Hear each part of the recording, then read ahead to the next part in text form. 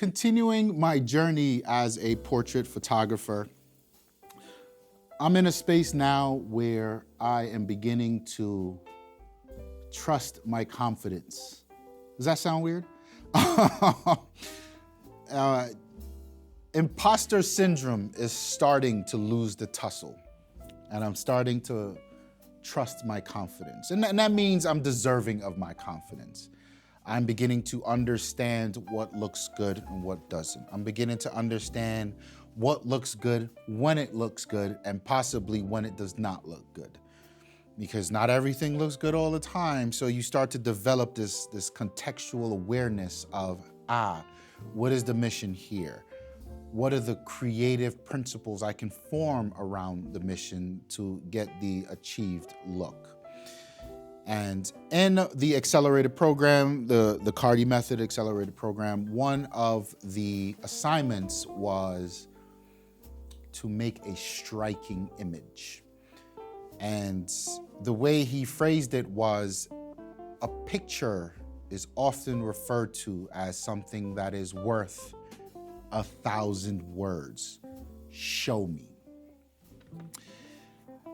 And this kind of sent me, you usually get a week and maybe a few days extra to go out, complete the assignment, and submit it.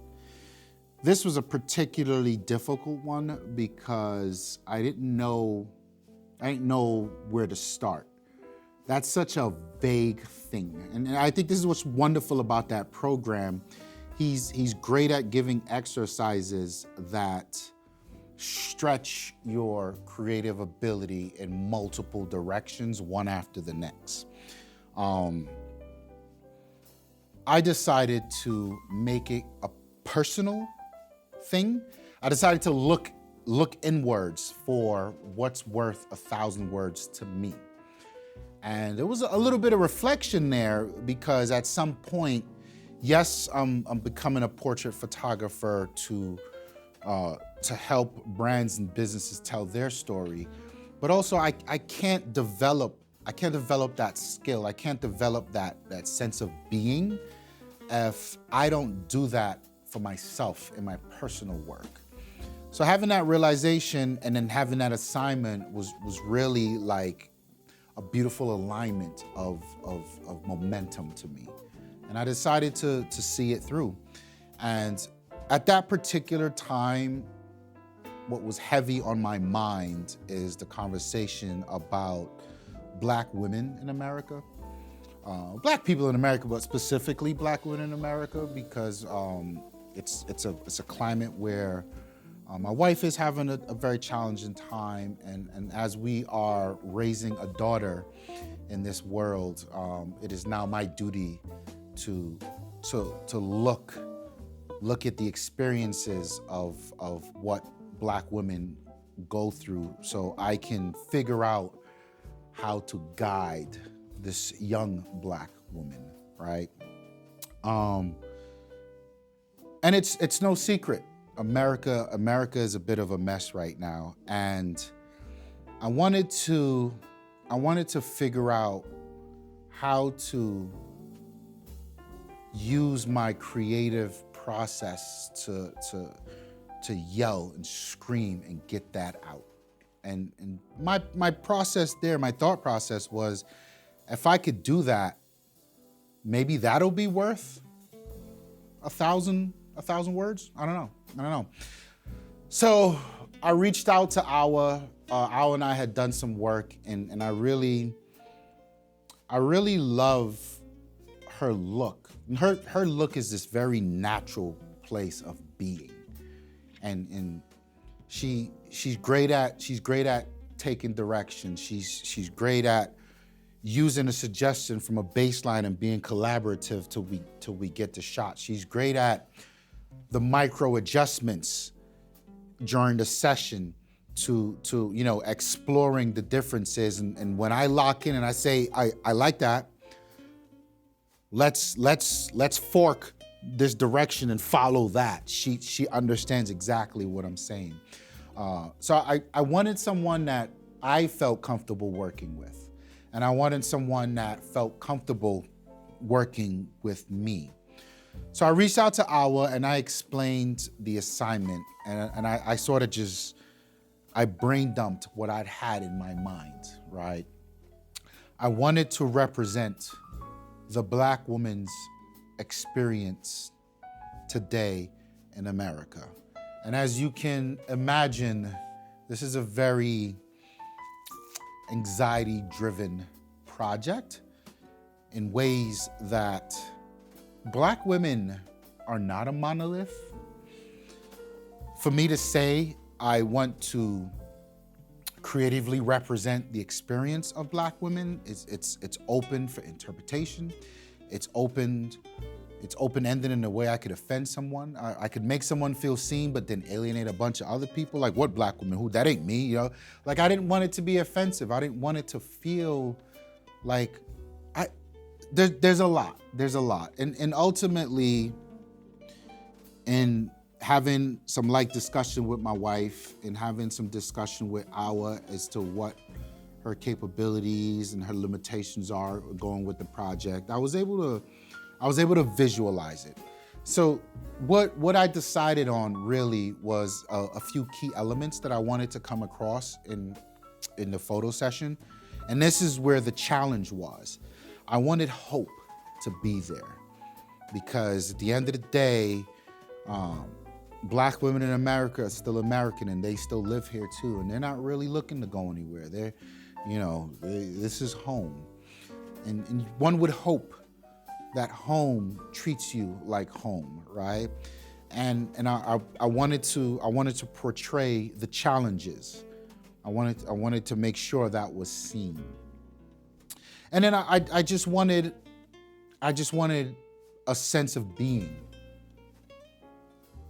right? There's so much, and it took me a few days to figure out, like, man, what is this gonna look like? The American flag was sort of a given, right? But I felt like, man, did the rest of the world do this already, right? Like, should I be doing this? And then I wanted something that signifies the disrespect that this country has as a default approach to Black women.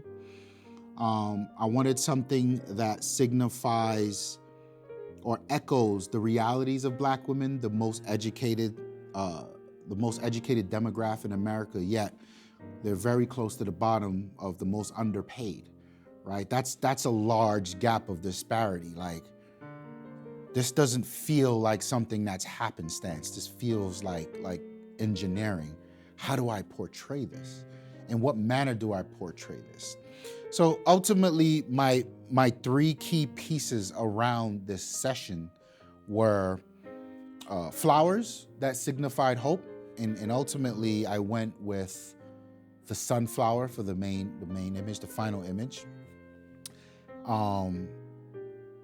Rope, and rope signifies, rope is the bondage, but it signifies the mental weight, the restraint. And even though the ropes, and this was how I saw it in my mind, even though the ropes weren't restricting, the ropes were there, right? So it's not that they are or are not restricting, they're there. And so they can be restrictive at any moment. Don't you forget, or if you ever get too crazy, go ahead and tighten these ropes. And then the American flag. We don't need to elaborate on that. So my approach to this session was to build the shot. And I wanted to build a shot with the flowers. I wanted the portraits of the flowers themselves, and see how we can make that happen, and see how she can, Awa, the model, how she can be one with the hope. She can maneuver her existence and cradle hope. And hope is such an interesting concept. You only hope when things aren't the greatest. You don't think about hope when everything's going well. You don't think about hope when, I love what's happening here. You think about hope if you had to reflect when something didn't go according to plan, or something is sad or traumatic, or you're angry or upset, right? And hope is such a strong tool to pull you out of that place. And I wanted her to treat these flowers as if they're hope, right? Don't parade them. I don't want anyone to really parade hope, because at the end of the day, I don't want to exercise hope.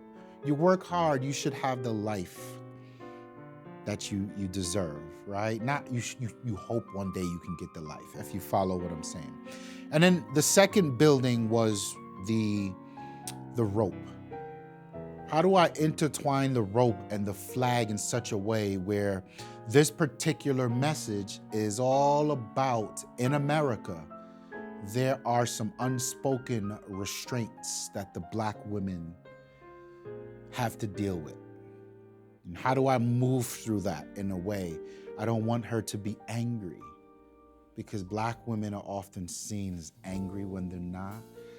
I don't want her to be tired and beat down and crying in the photo, and because that's what they would love to believe happens behind closed doors, and it's not often the case.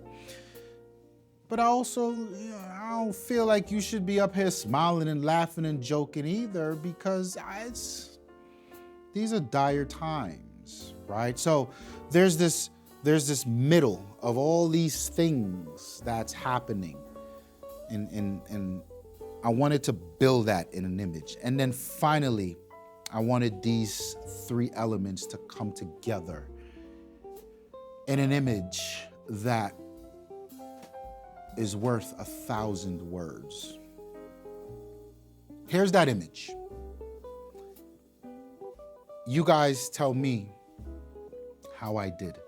I would love for you to hop down in the comment section below and tell me how you feel about this image and this project, and let me know if I've executed this well. And as always, time is the most valuable resource, and I do not take it lightly that you've shared yours with me here today. And I thank you so much for being along with me on my journey as a photographer. It doesn't matter where I am, events transitioning to portraits, or maybe next week I'll want to travel the world. Like, I'll always want to be here to share that journey with you guys. Yeah, my name is Ramon. I'm out of here. Peace.